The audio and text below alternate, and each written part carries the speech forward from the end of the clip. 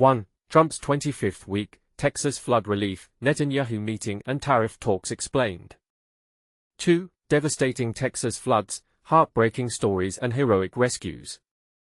1. Trump's 25th week, Texas flood relief, Netanyahu meeting and tariff talks explained. Trump's historic 25th week back in office features Texas disaster response, Netanyahu talks, and tariff deadline extensions. The devastating floods that swept through Texas have left communities shattered and families in mourning, and the president's response will be a defining moment of his second term.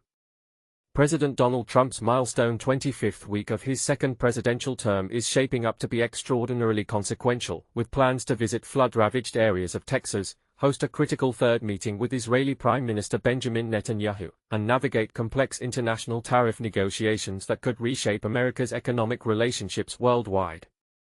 Texas Hill Country faces unprecedented disaster. On Sunday, President Trump officially signed a major disaster declaration for Kerr County, Texas, which was catastrophically impacted by sudden flash flooding on Independence Day. The flooding has resulted in a staggering death toll of at least 80 individuals, with search teams still desperately looking for 41 missing persons as of Monday morning. I just signed a major disaster declaration for Kerr County, Texas, to ensure that our brave first responders immediately have the resources they need, Trump announced via his Truth Social platform on Sunday. These families are enduring an unimaginable tragedy, with many lives lost, and many still missing. The Trump administration continues to work closely with state and local leaders.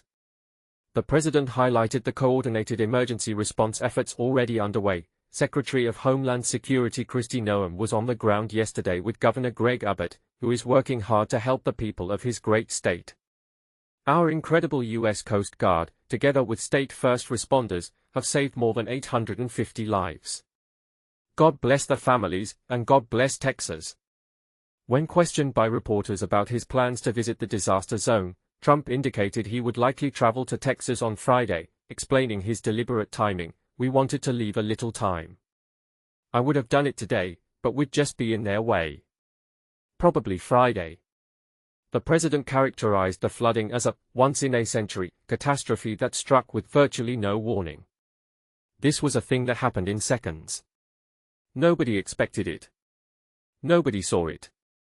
Very talented people out there, and they didn't see it, Trump explained to reporters from New Jersey.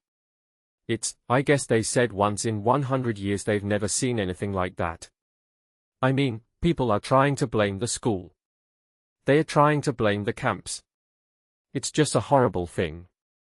But here's where the situation becomes even more heartbreaking. The flash flood struck on a holiday when many families were celebrating, turning festivities into tragedy in mere moments. Netanyahu returns for crucial White House meeting. In a significant diplomatic development, Israeli Prime Minister Benjamin Netanyahu is scheduled to meet with President Trump at the White House on Monday, marking his third visit to the presidential residence in 2025 alone. This high-stakes meeting comes at a critical juncture following the successful U.S.-Israeli strikes on Iranian nuclear facilities in June, which occurred after Israel launched preemptive strikes against Iran, triggering what analysts have dubbed a 12-day war between the two adversaries. The primary focus of Monday's discussions will center on efforts to broker a lasting ceasefire between Israel and Gaza, where conflict has persisted since the Hamas attacks of October 7, 2023, despite a temporary ceasefire earlier in 2025. White House Press Secretary Caroline Leavitt emphasized the president's priorities ahead of the meeting. It's heartbreaking to see the images that have come out from both Israel and Gaza throughout this war. And the president wants to see it end. He wants to save lives and, however, the main priority for the president also remains to bring all of the hostages home out of Gaza. As you know, his tireless effort has brought home many of the hostages, including all of the American hostages who were held there.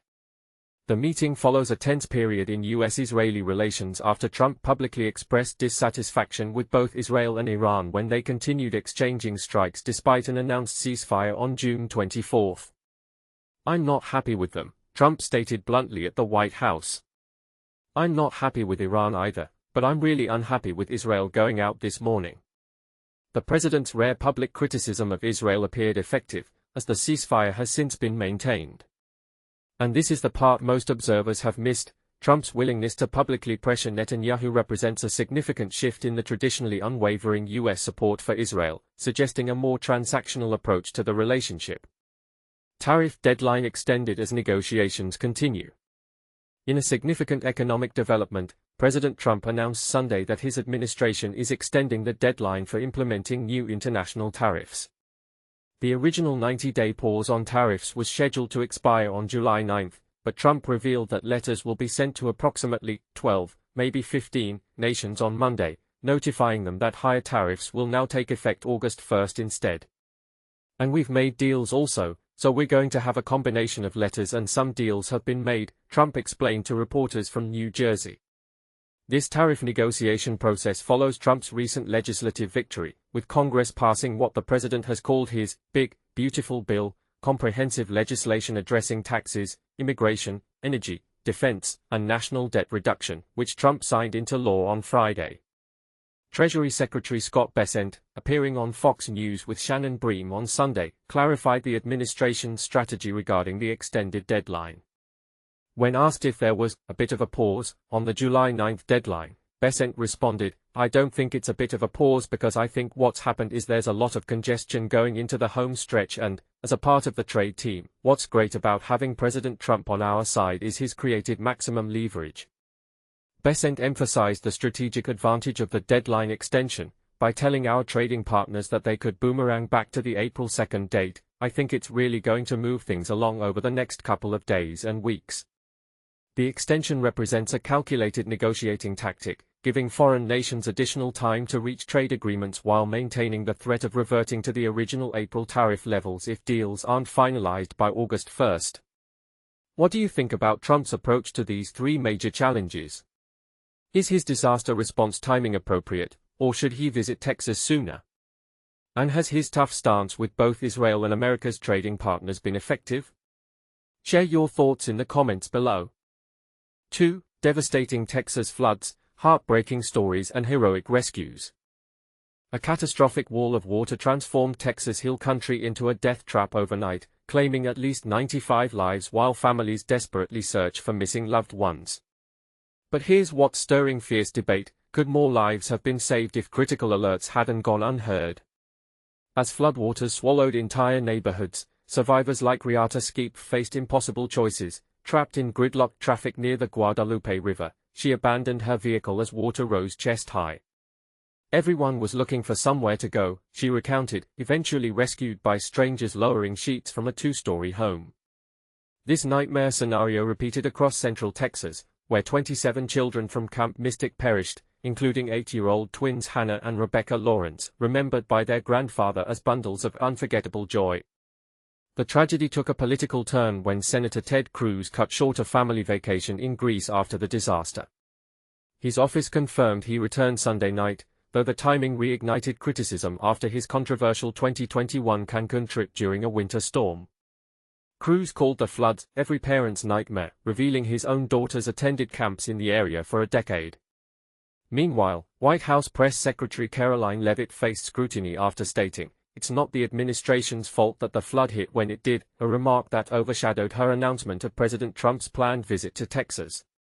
Controversy simmers around emergency alerts. The National Weather Service issued warnings 12 hours before the deluge, including overnight cell phone notifications.